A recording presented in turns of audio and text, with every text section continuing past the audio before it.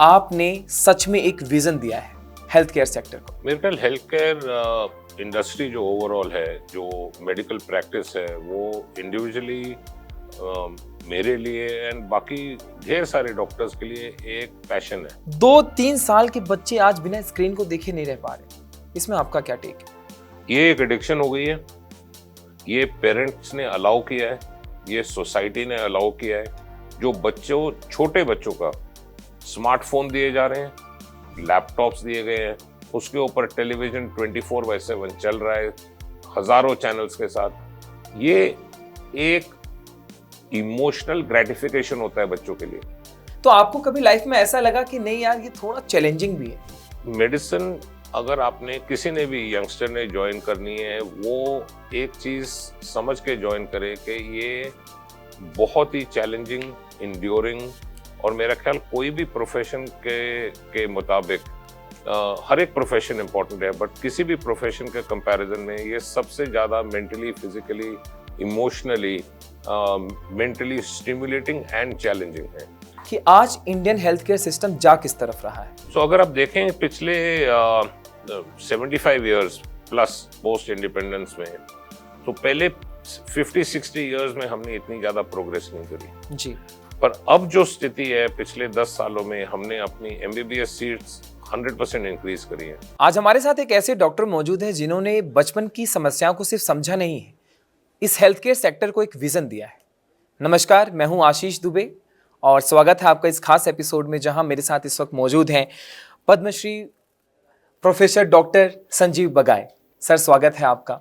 Thank you. और health sector में आपने जितना काम किया है सर, ये किसी एग्जाम्पल से मैच नहीं खाता कि हम ये कह सके कि आपने सच में एक विजन दिया है हेल्थ केयर सेक्टर को। मेरे ख्याल हेल्थ केयर इंडस्ट्री जो ओवरऑल है, जो मेडिकल प्रैक्टिस है, वो इंडिविजुअली मेरे लिए एंड बाकी ढेर सारे डॉक्टर्स के लिए एक पैशन है, एक डेडिकेशन है। मैं हमेशा कहता हूँ कि जो हमारा पहली शादी थी वो प्रोफेशन के साथ है। फैमिली अरसों से सेकेंडरी आती है, late night shifts, emergencies, long hours of work, medicine itself जो जर्नी है to reach at super speciality level. जब आप 12वीं पास करें, उसके 15 साल hardcore academics, research, ward duties, ICU duties, operation theatres, rounds, emergencies. So एक जिंदगी ही बन गई है हमारी, और वो डिसिप्लिन लाती है एक शरीर में कि टाइम पर उठना, हर चीज टाइम के पाबंद करना और रिजल्ट ओरिएंटेड है। बट सर, आपने पीडियाट्रिक्स और नेफ्रोलॉजी ही क्यों चीज किया अपनी लाइफ में? क्या इसके पीछे कोई क्लिनिकल रीजन था या आप जो है इस प्रोफेशन में आना चाहते थे? मेरे ख्याल बचपन से मेरे को बच्चों के साथ स्पेशली बहुत ज़्यादा लगाव, बहुत ज़्यादा प्यार।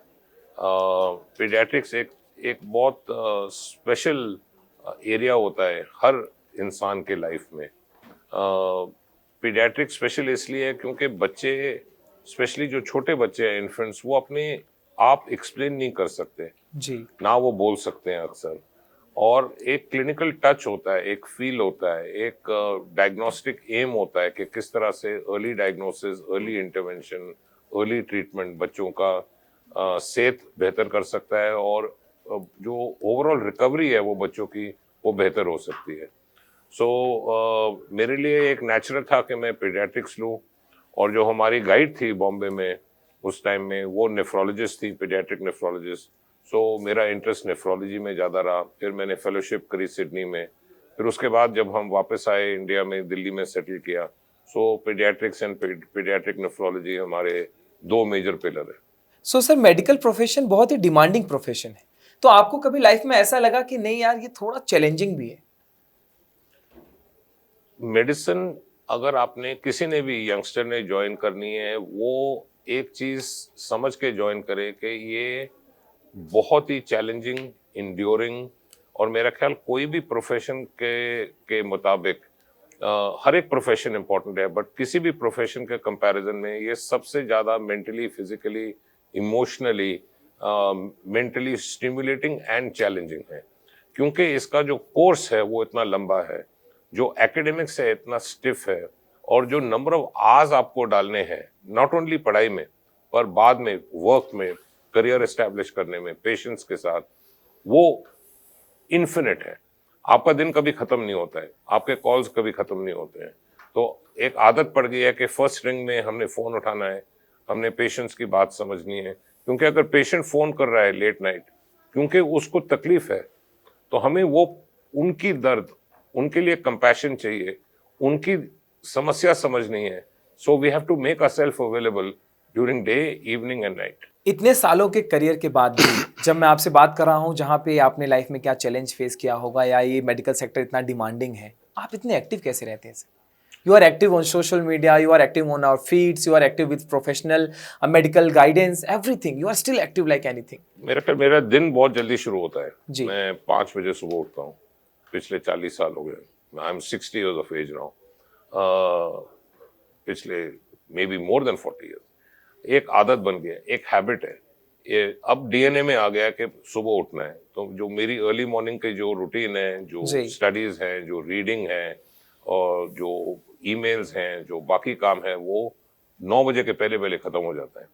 फिर जो हमारी आउट पेशेंट क्लिनिक्स हैं, राउंड्स हैं, वो सब टाइम बाउंड होते हैं और बाकी भी बिजनेसेस हैं, बट उसके लिए भी टाइम निकालते हैं। मेरे ख्याल मीडिया बहुत एक जरूरी और इम्पोर्टेंट वाइटल अंग बन गया है आज की डेट में। जी। अगर आप मीडिया का सही उपयोग करें, ये सबसे पावरफुल प्लेटफॉर्म है public information, public awareness and messaging के लिए, क्योंकि मिलियंस ऑफ व्यूअर्स देखते हैं। अगर आप फैक्ट्स बोले, ऑनेस्टी के साथ बोले, up to date knowledge share करें, हजारों और करोड़ों लोगों का फायदा है। सर ये तो एक बात करते हैं, चलो हेल्थ सेक्टर हमारा किस तरीके से ग्रो कर रहा है एंड ऑल एंड ऑल। हम जब आपके प्रोफेशन में रिसर्च करें तो हमें सबसे पहले पता चलता है कि आपका जो लगाव सच में है वो बच्चों की तरफ बहुत ज़्यादा है। तो जब बच्चों की बात करते हैं तो सबसे बड़ा सवाल उठता है पेरेंटिंग की तरफ। तो आज भी पेरेंट्स ट्रेडिशनल बिलीफ्स फॉलो करते हैं, जैसे न्यूबॉर्न को दही चटाना और घूंटी देना। तो क्या ये प्रोफेशनली फिट है एक हेल्थ केयर सेक्टर के लिए या एक सिर्फ मिथ है? India is a land of multiple cultures, multiple customs, different religious beliefs, जी। अलग अलग हैबिट्स, अलग अलग फैमिली ट्रेडिशंस। हर एक ट्रेडिशन इम्पोर्टेंट है, बट कोई कोई चीजें जो अरसों से चली आ रही है, डेकेड्स मतलब सेंचुरी से चली आ रही है, वो कभी कभी स्पेशली न्यूबॉर्न्स और छोटे बच्चों के लिए हानिकारक है। तो क्या चीजें हैं जो हम छोटे न्यूबॉर्न को और इन्फेंट्स को कभी नहीं करना चाहिए? जन्म गोटी हार्मफुल है। जी। Short term, mid term, long term बच्चे को हार्म है। उसकी जो इंग्रेडिएंट्स हैं बच्चे को लॉन्ग टर्म डैमेज करते हैं, आंखों में, फेफड़ों में, हार्ट में, जी। आंतड़ियों में। दूसरी चीज है ऑयल का इस्तेमाल। अक्सर देखा गया है कि बच्चों, छोटे बच्चों के कानों में, नाक में ऑयल डाला जाता है, वो बहुत हानिकारक है। तीसरी चीज है मसाज, अलग अलग लेप लगाना, अलग अलग वस्तुओं का इस्तेमाल करना, वो स्किन के लिए हार्मफुल है। ओके।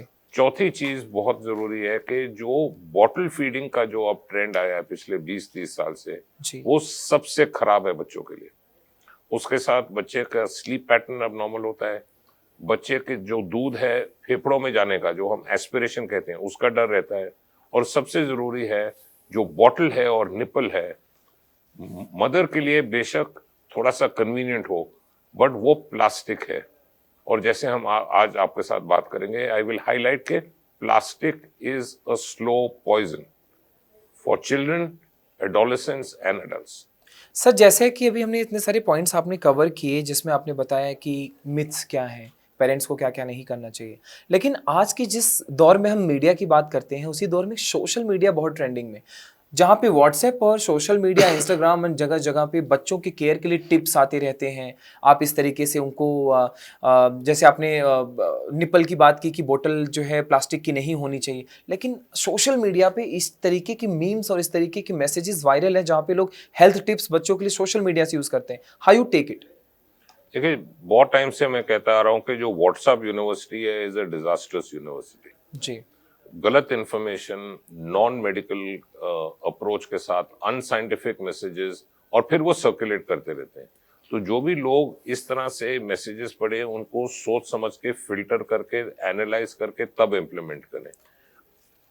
अंधा विश्वास करके इन मैसेजेस पर ना डिपेंड करें। दूसरी चीज है, इंटरनेट के बहुत ज्यादा इंफॉर्मेशन आती है पेरेंट्स को, और ये एक सिंड्रोम बन गया है कि पेरेंट्स पहले पढ़ के फिर आते हैं। वो हाफ बेक नॉलेज कभी कभी डेंजरस होती है। मैं हमेशा कहता हूं कि आप डॉक्टर पर विश्वास रखिए, डॉक्टर की सलाह लीजिए, follow a clear simple guideline, आपका बच्चा सही रहेगा। सर, जब हम बात करते हैं बच्चों की तो जो है इंडियन हेल्थ केयर सिस्टम में बड़ा सवाल उठता है कि आज इंडियन हेल्थ केयर सिस्टम जा किस तरफ रहा है। सो अगर आप देखें पिछले 75 ईयर्स प्लस पोस्ट इंडिपेंडेंस में, तो पहले 50-60 ईयर्स में हमने इतनी ज्यादा प्रोग्रेस नहीं करी जी। पर अब जो स्थिति है, पिछले 10 सालों में हमने अपनी एमबीबीएस सीट्स 100% इंक्रीज करी है। एमडी सीट्स जो पोस्ट ग्रेजुएट सीट्स हैं हेल्थ केयर एजुकेशन के लिए 110% इंक्रीज किए हैं। मेडिकल कॉलेजेस 100% इंक्रीज किए हैं। ओवरऑल इंप्रूवमेंट की तरफ है। प्लस पिछले 5-6 साल से जो मेजर हॉस्पिटल्स हैं, क्लिनिक्स हैं, नर्सिंग होम्स हैं, वो डिजिटल जा रहे हैं। यानी कि डिजिटल का ये मतलब है कि आप बेटर क्लिनिकल आउटकम्स दे सकते हैं, लेसर हॉस्पिटल एक्वायर्ड इन्फेक्शन होती है, पेशेंट एक्सपीरियंस बेटर रहता है, ऑपरेशनल कैपेबिलिटी एक्सीलेंस होती है, और मोस्ट इंपॉर्टेंट आपका जो फाइनेंशियल रिसोर्सेज है वो बेटर यूटिलाइज होते हैं। यानी जो भी आदमी हेल्थ केयर में पैसा डाल रहा है उसको बेटर रिटर्न्स आते हैं, क्योंकि आपके आउटकम्स बेटर है, पेशेंट का स्टे कंफर्टेबल है, एंड पेशेंट का cure recovery better and quicker है। सो ओवरऑल प्रोग्रेस हुई है, बट अभी भी 70-75% हेल्थ केयर इंडिया में प्राइवेट है, 25-30% गवर्नमेंट है। मैं ये चाहता हूं कि ये रेशियो जो अनइवन है वो मोर इवन हो। सो गवर्नमेंट हॉस्पिटल्स ज्यादा बढ़ने चाहिए। ओवरऑल डॉक्टर्स की कमी अभी भी है।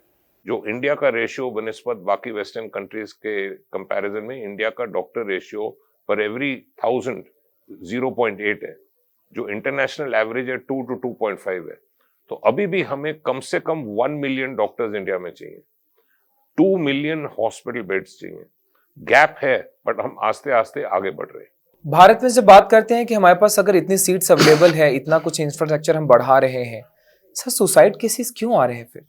जब n नंबर ऑफ सीट्स हमारे भारत में 100% ऑफ मेडिकल एक्सपीरियंसेस को बढ़ाया जा रहा है, बच्चों को मौका दिया जा रहा है पढ़ने का, तब भी कुछ एग्जाम्स के पीछे लोग सुसाइड कर ले रहे हैं। और बच्चों की खबरें डेली आती हैं, आज जो है क्लियर नहीं कर पाए, नीट एग्जाम क्लियर नहीं कर पाया, कोई एग्जाम क्लियर नहीं कर पाया तो दे हैव सुसाइड। ये सोसाइटी और कम्युनिटी का फेलियर है जी। अगर आप ओवरऑल देखें, एक बच्चे जो 5वीं क्लास, 6वीं क्लास, 7वीं क्लास के आगे जाते हुए हर दिन, हर हफ्ते, हर महीने पूरा जो स्कूल का, स्कूल टीचर्स का, पेरेंट्स का, फ्रेंड सर्कल का, सोशल मीडिया का, एडमिशन का प्रोटोकॉल, हर चीज मार्क्स पर निर्भर है। जी। ओवरऑल ये मैसेज मैं सबको देना चाहता हूं कि मार्क्स जरूरी नहीं है, बच्चे के संस्कार और जो स्टूडेंट का मेंटल वेलबींग मोर इम्पोर्टेंट है। अगर बच्चा डी स्ट्रेस रहे वो ज्यादा इम्पोर्टेंट है। पूरी 10 साल का मेहनत या 12 साल का मेहनत एक दिन का एग्जाम नहीं डिसाइड कर सकता। ये फंडामेंटली रॉन्ग है, ये सिस्टम फ्लॉड है। हमें बच्चों को डी स्ट्रेस रखना है। Children must be allowed to enjoy the childhood, and the best destress not only in children and adults is encourage them in extracurricular activities, sports, outdoor activities, be it debates, elocutions, indoor sports, outdoor sports, physical sports. बाहर खेलना बच्चे का वो हम छीन रहे हैं इस जनरेशन का, और ये हमने ध्यान रखना है, क्योंकि जो हम देखते हैं सुसाइड वो एक एंड पॉइंट है मैनिफेस्टेशन का, कि बच्चा इतना स्ट्रेस होकर दुखी हो जाता है, वो सोचता है कि मेरी जिंदगी में जीने का कोई फायदा ही नहीं है। ये चीज गलत हो रही है और हमें इसके बारे में बात करना चाहिए, काउंसलिंग करना चाहिए, स्कूल में बात करना चाहिए, स्कूल टीचर से बात करना चाहिए, पेरेंट्स से बात करना चाहिए। मोटिवेशनल स्पीकर्स की बहुत जरूरत है सर भारत में। I totally agree with you. मुझे लगता है कि अगर हेल्थ सेक्टर में हेल्थ बीट्स को लेकर बात किया जाए तो डीमोटिवेट तो हम लोग हैं। नॉट ओनली हेल्थ सेक्टर, बहुत सारे सेक्टर्स ऐसे हैं जहां पे बच्चे फेल होते ही समझते हैं कि वी आर फेल्ड, जबकि हर बार मोटिवेशनल स्पीकर एक बात जरूर कहता है कि आप अभी फेल नहीं हुए हैं, आपकी जर्नी यहां से शुरू हुई। Absolutely. After Covid, post Covid बहुत कुछ बदल गया। हम जब बात करते हैं एजुकेशन सिस्टम की, हम बात करते हैं हेल्थ सेक्टर की, तो पोस्ट कोविड के बाद बहुत कुछ बदल गया है. Not about infrastructure, not about कि गवर्नमेंट क्या कुछ लेकर आ रही है. हेल्थ सेक्टर की टिप्स बदल गई हैं, लोगों का आइडियोलॉजी बदल गया है, लोगों की सोचने की क्षमता बदल गई है.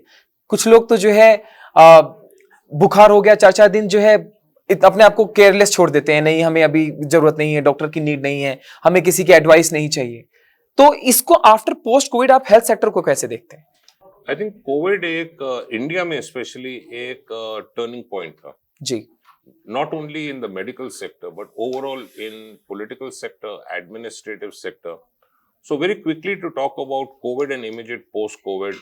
COVID जो एक वायरल बीमारी है जो हम SARS-CoV-2 कहते हैं, जो एक RNA वायरस से हुआ है, ये एक once in a lifetime catastrophic moment था. जी. शुरुआत से मेरे को ये अंदाजा था कि ये 1 महीना 2 महीना 3 महीने नहीं चलेगा. Actually it is still on. So Actually, we went through the first wave of Alpha, the second wave of Delta strain variant, then we had the Beta, then we had the miscellaneous subvariants, and now we are having Omicron. Omicron itself में 1600 से ज्यादा subvariants है जो अभी भी देखे जा रहे हैं. But कोविड ने हमें एक चीज सिखाया कि हम कोई भी चीज ग्रांटेड नहीं ले सकते. जी. जितनी हमने blood, sweat, tears and death देखे हैं, specially in northern India second wave delta में, मेरे ख्याल कोई भी फैमिली इससे बच नहीं सकी कि किसी का known to family member, relative, neighbour, रिश्तेदार की किसी ना किसी की डेथ हुई होगी. जी. प्लस कोविड ज्यादातर एसिम्प्टोमेटिक रहा है. बहुत सारे पेशेंट्स को पता ही नहीं लगा इनिशियली कि भाई उनको कोविड था, उन्होंने टेस्ट भी नहीं किया और लॉन्ग कोविड हो रहा है. So coming to post-COVID now, हम जो देख रहे हैं 40% ओवरऑल वर्ल्ड में लॉन्ग कोविड देखा जा रहा है. Lungs involvement, brain involvement, heart involvement, sudden cardiac arrest, myocardial infarction, जो ब्लड क्लॉट्स होते हैं, ओवरऑल फटीग, ओवरऑल कॉग्निटिव, जो बच्चों की थिंकिंग एबिलिटी, एडल्ट्स की thinking ability, memory, attention span, anger management, sleep disturbances, bone health, ये सारी चीज लॉन्ग कोविड में आते हैं. आफ्टर पोस्ट कोविड मुझे लगता है कि ये सब चीजें वैसे सर बढ़ गई हैं. कम सोना, ज्यादा स्ट्रेस ले लेना, वर्कलोड को महसूस करना और हेल्थ का ध्यान ना रख पाना. लेकिन कहीं ना कहीं जब हम कोविड की बात करते हैं तो हमारे मन में आज भी सवाल उठता है, क्या हमने सही किया वैक्सीन लगवाकर? आम जनता का सवाल. ये बहुत ज्यादा चर्चा में रिसेंटली भी रहा है और मेरा ख्याल ये रहता रहेगा. बट इंपॉर्टेंट चीज है हम साइंस को पहले समझें जी, और साइंटिफिक फैक्ट्स पर निर्भर करें. जी. जो anti wax campaign world wide plus politically बहुत से पार्टीज में यहाँ इंडिया में चल रहा है, वो बनिस्बत टोटली फंडामेंटली गलत है. जो इंडिया में वैक्सीन यूज हुई है 220 करोड़, 140 करोड़ के पॉपुलेशन में 220 करोड़ डोजेस दी गई हैं. Largest, safest, most wide spread vaccine campaign in the world India ने लॉन्च किया with the BJP government under mister Modi's leadership.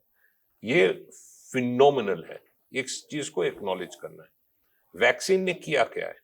Vaccine जो हमने इंडिया में यूज की है 2 प्रकार की है.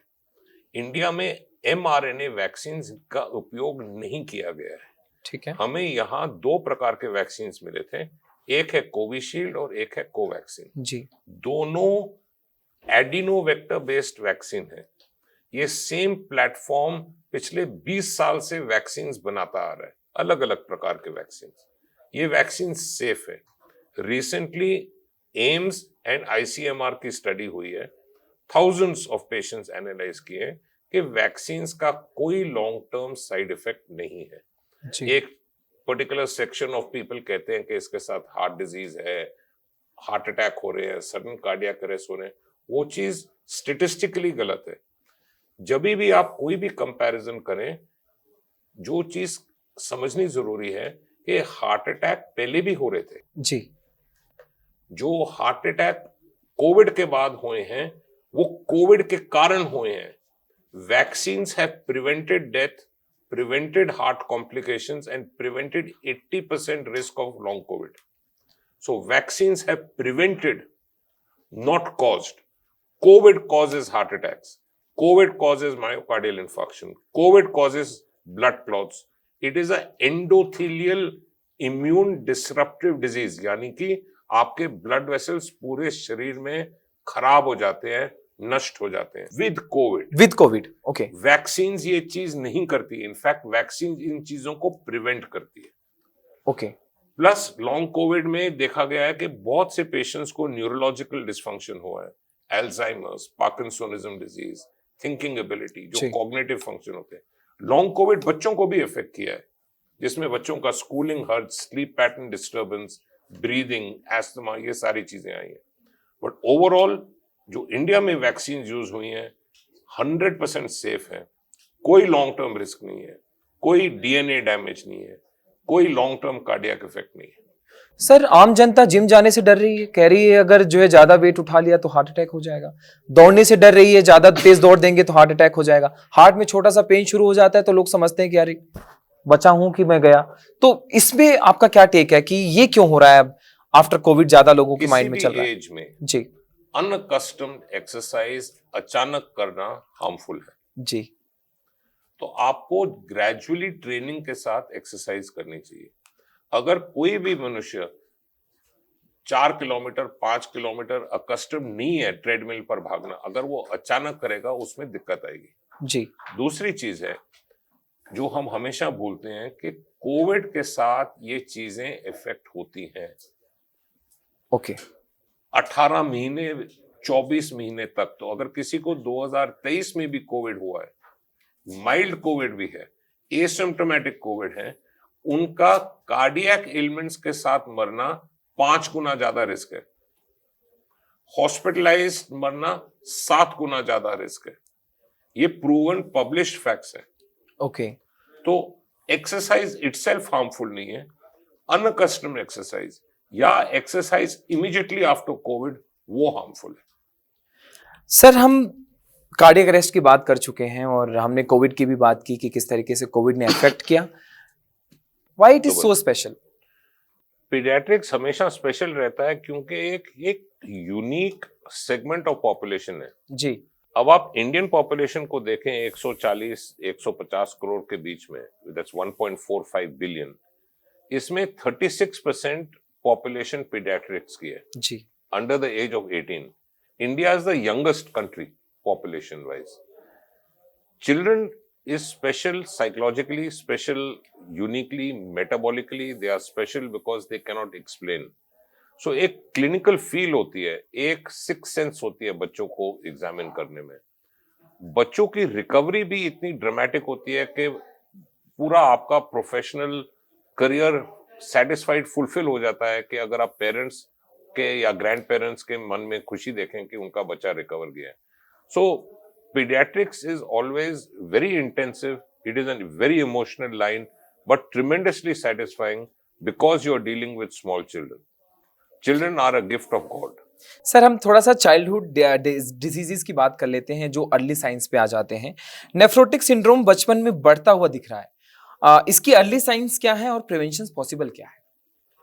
So जो नेफ्रोटिक सिंड्रोम जो पीडियाट्रिक नेफ्रोलॉजी के सेगमेंट में आता है, एक ये इन्फ्लेमेटरी इम्यून कॉज है जिसमें आपके अपने शरीर के प्रोटीन्स आपके किडनी के साथ अंदर एक फाइट होती है, जिसमें से आपकी जो फिल्टरिंग सेगमेंट है, जिसमें हम ग्लोमेरुलर बेसमेंट कहते हैं, किडनी की फिल्टरिंग फ्रैक्शन। किडनी आपकी एक छलनी होती है, जो छलनी का जो फिल्टरिंग पार्ट है उसमें स्वेलिंग आ जाती है, जिसमें से शरीर में फ्लूइड ज्यादा रह जाता है और पेशाब में, यूरिन में प्रोटीन यानी एल्ब्यूमिन लीक करता है। सो अर्ली साइंस इज आंखों के ऊपर और आंखों के नीचे स्वेलिंग। दूसरी चीज है पैरों में स्वेलिंग। तीसरी चीज है बच्चे का पेशाब करना कम हो जाता है। जी। जब भी आपको इस तरह के क्लिनिकल पिक्चर पेरेंट्स को लगे, इमीडिएटली डॉक्टर के पास ले जाइए। ऑल्टरनेटिव मेडिसिन, हर्बल मेडिसिन इसमें बहुत ज्यादा हार्मफुल है। अगर हम इसको अर्ली पकड़ लें, इसका 3 महीने का इलाज होता है। अगर हम अर्ली पकड़ लें इसको, तो इसके रिकवरी के चांसेस 80-90% लॉन्ग टर्म है। बट अगर हम इसको पलने दें, इसका डिजीज अंदर क्वाइटली छुप के बढ़ता रहे, उसमें ज्यादा दिक्कत है। किडनी का जो बाहर का मैनिफेस्टेशन है, ब्लड टेस्ट का जो हम सीरम क्रिएटिनिन कहते हैं किडनी फंक्शन टेस्ट में, वो तब तक शो नहीं करता जब तक आपका 50% किडनी फंक्शन ऑलरेडी गवा चुका ना हो।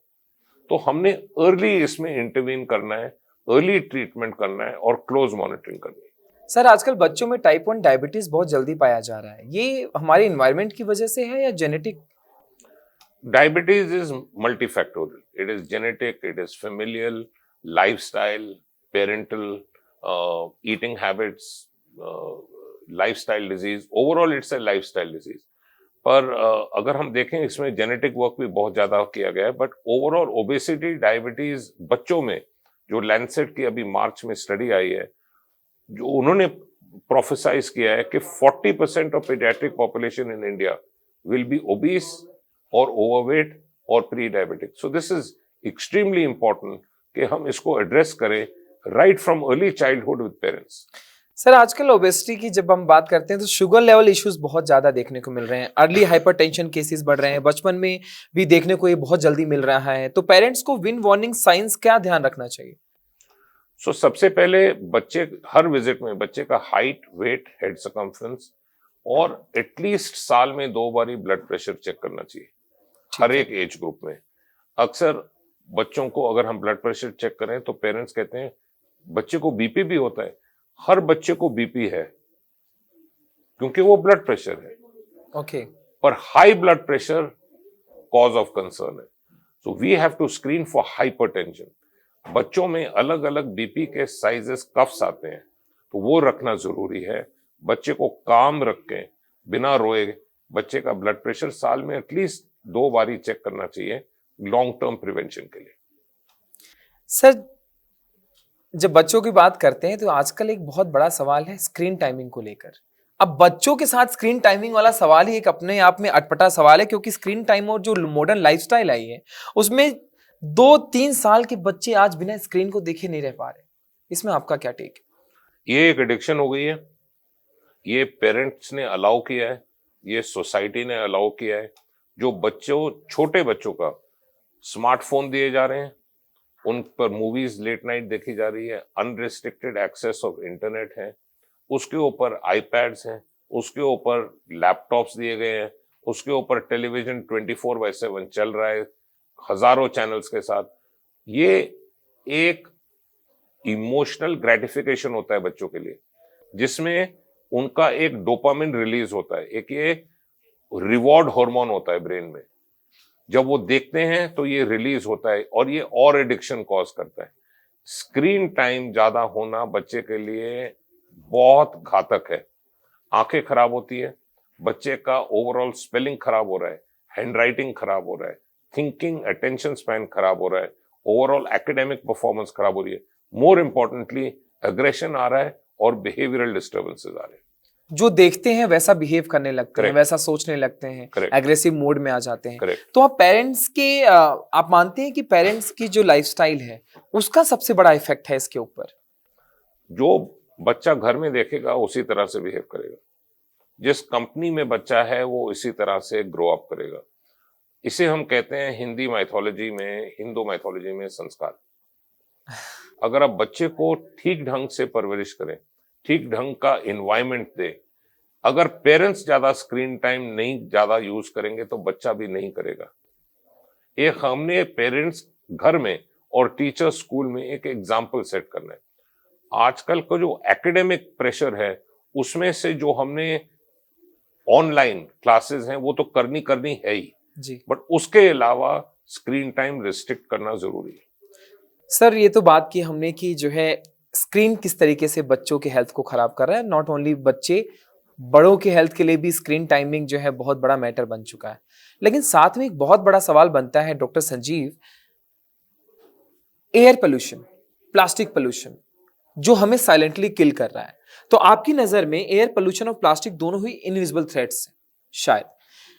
आपके क्लिनिकल व्यू से ये बच्चों के किडनीज, हार्मोन्स और ग्रोथ पे क्या इफेक्ट डालते हैं?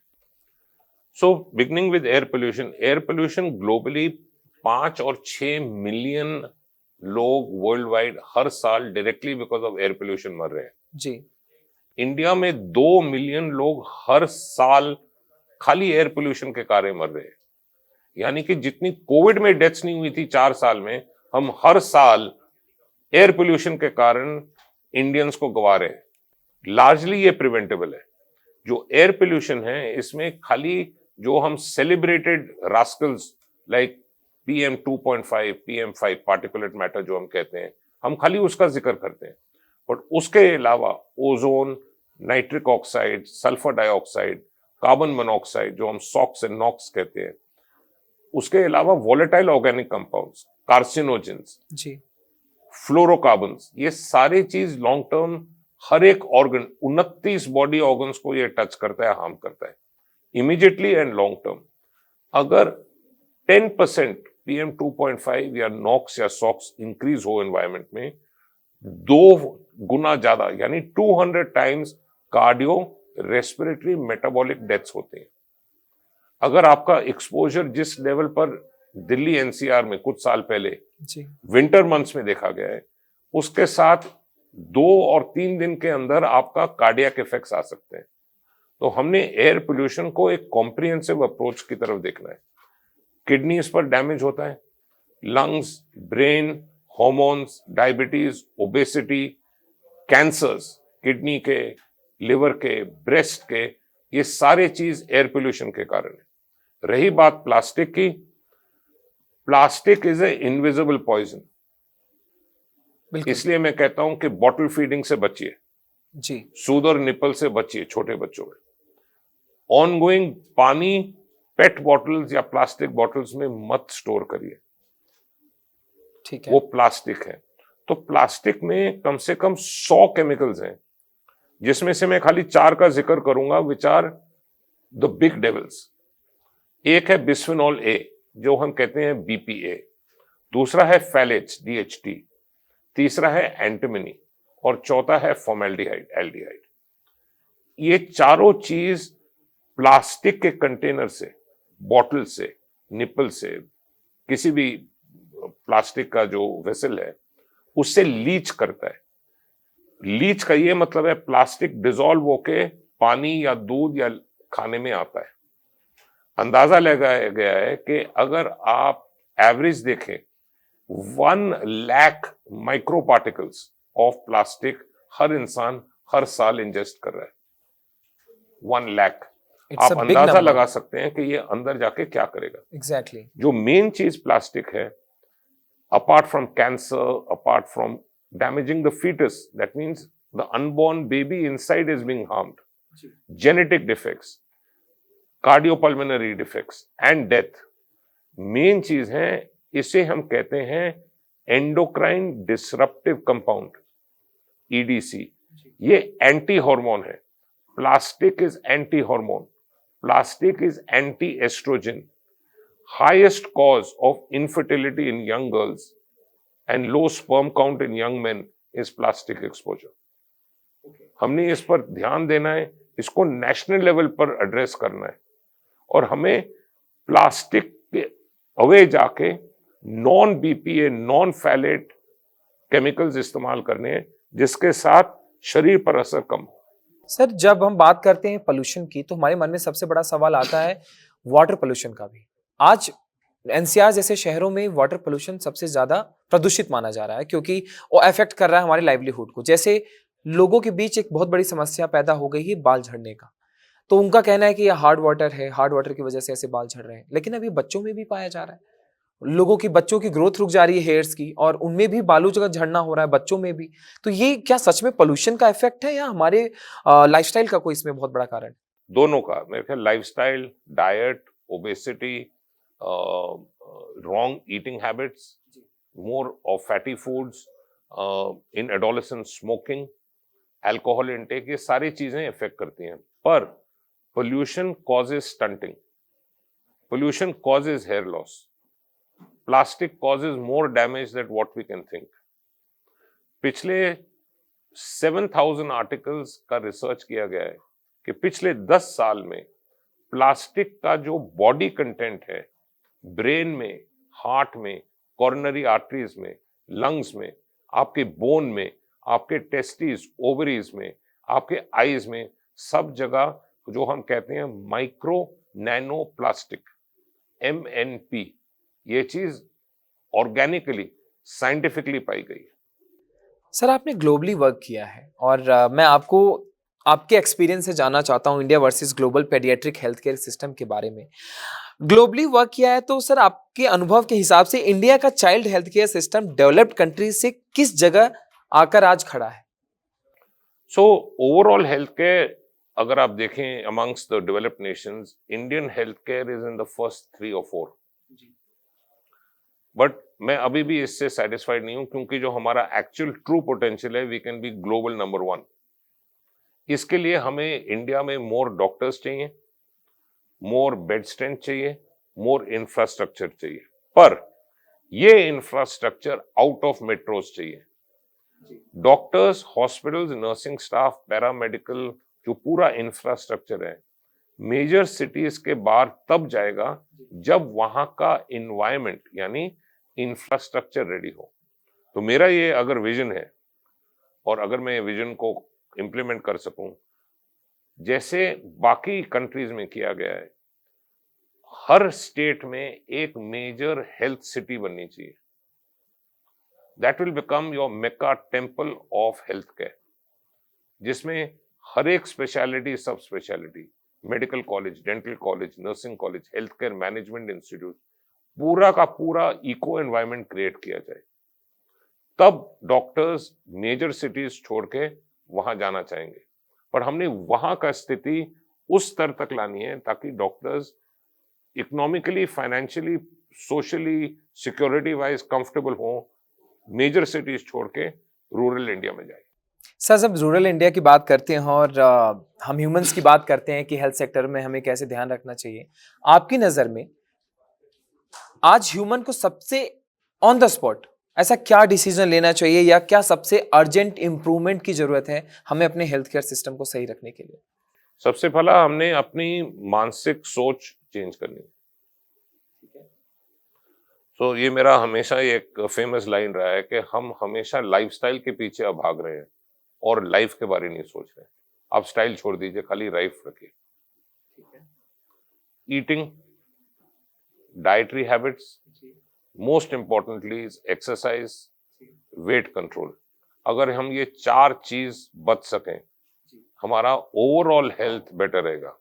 और इसमें जो हम कहते हैं nasty esses, extra salt, extra sugar, sedentary lifestyle जो ओबेसिटी कॉज करता है, substance abuse, spirit which is alcohol, last smoking. अगर हम ये 6 एसेस से बच सकें, मैं दोबारा रिपीट करता हूं ऑडियंस के लिए, extra salt, extra sugar, smoking, spirit, sedentary lifestyle and substance abuse, अगर आप ये एसेस से बच गए तो आपका ओवरऑल लाइफ ड्यूरेशन इंक्रीज होगा और हेल्दी रहेगा।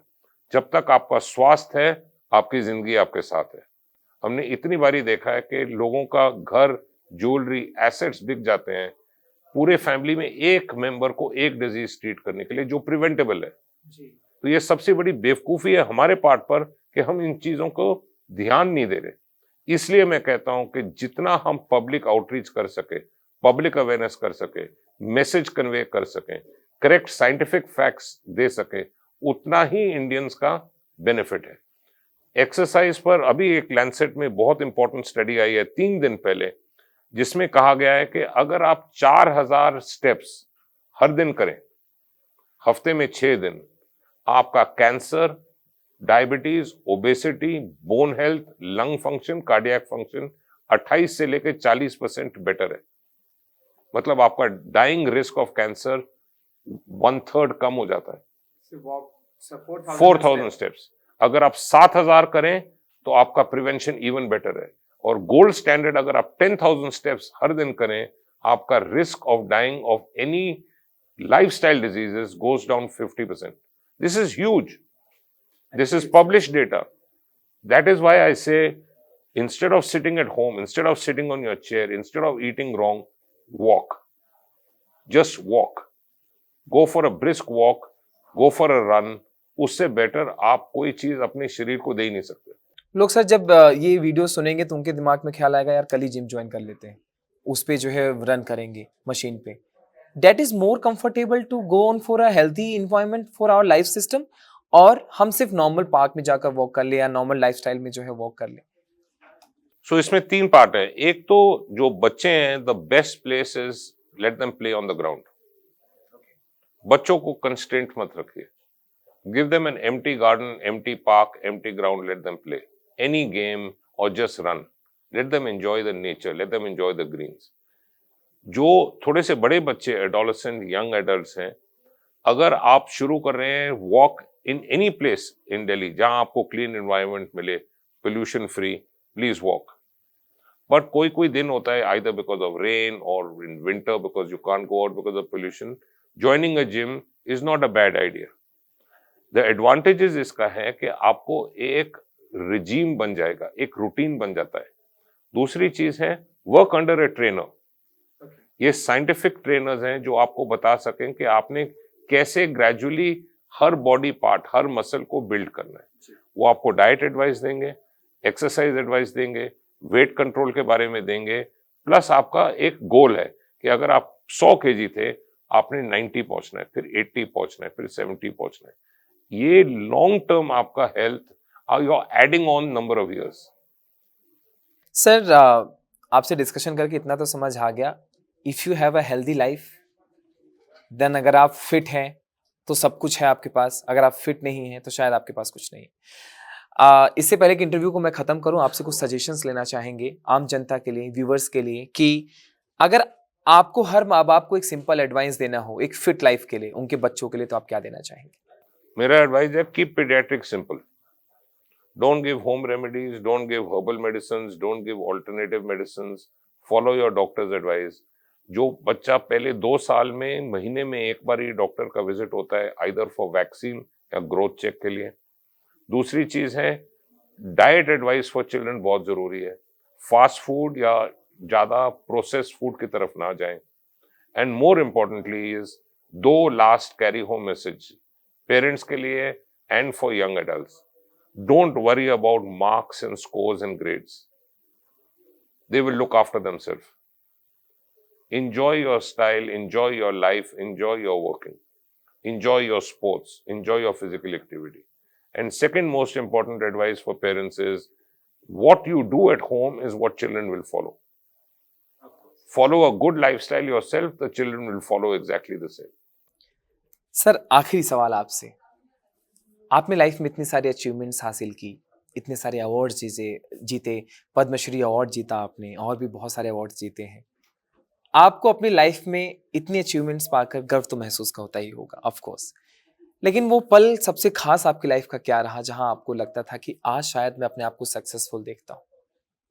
आई थिंक लाइफ की जो जर्नी है एक नेवर एंडिंग पाथ है, क्योंकि जब आप एक चीज हासिल करते हैं या पाते हैं या रीच करते हैं एक मंजिल पर, आप अगला टारगेट सेट करते हैं, फिर अगला target, that's a circle of life. But I think personally for me जो मेरे लिए सबसे सेटिस्फाइंग है is parents blessing, childrens love, my own childrens love, and all the children who come to me their love, and respect from a wife. So overall, I would say the greatest platform on this world is the family. Is the most firm, most secure fraternity is family. अगर आपके पास family है तो पूरा जहान है। आज आपसे बात करके इतना तो समझ आ गया कि लाइफ में आपको सिर्फ अपनी हेल्थ के लिए सोचने की ज़रूरत इसलिए नहीं है कि आपको मेडिसिन पे खर्चा करना पड़ जाएगा, बल्कि इसलिए सोचने की ज़रूरत है ताकि एक आप हेल्दी लाइफ जी सकें। आपकी अपनी हेल्दी लाइफ हो सकती है आपके अपने परिवार के बीच, अपने लोगों के बीच, और शायद स्क्रीन टाइमिंग से बहुत दूर। तो सर, बहुत बहुत शुक्रिया आपका हमारे लिए आज टाइम देने का और लोगों को ये बताने का कि if you have fit body you have a good life. Thank you so much.